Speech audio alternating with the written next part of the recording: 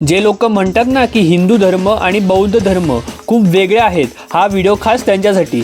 कन्याकुमारी ते काश्मीर मार्गे नेपाल या मालिकेत स्वागत आहे। दिवस सुरू झाला काठमांडू मधल्या गौशाळेत, जिथे आम्ही राहत होतो। तिथल्या देवांचे दर्शन घेतले, नंतर आम्ही नवीन हॉटेलमध्ये शिफ्ट झालो, सामान ठेवलं आणि लगेच शहर एक्सप्लोर करायला बाहेर पडलो।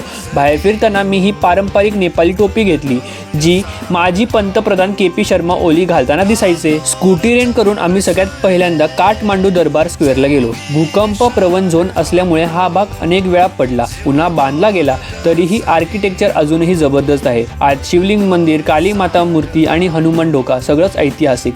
एक्सप्लोर केल्यानंतर लोकल कॅफेत नेपाली फूड ट्राय केलं। मोमोज तर होतेच, आणि काठमांडूच्या रस्त्यांवर स्कूटी राईड खूपच सरळ फिलिंग होती। त्यानंतर आम्ही बौद्धनाथ महाचैत्याला पोहोचलो। वर चढायला बऱ्याच पायऱ्या, पण टॉप वर दिसणारा सिटी व्ह्यू एकदम मॅजेस्टिक।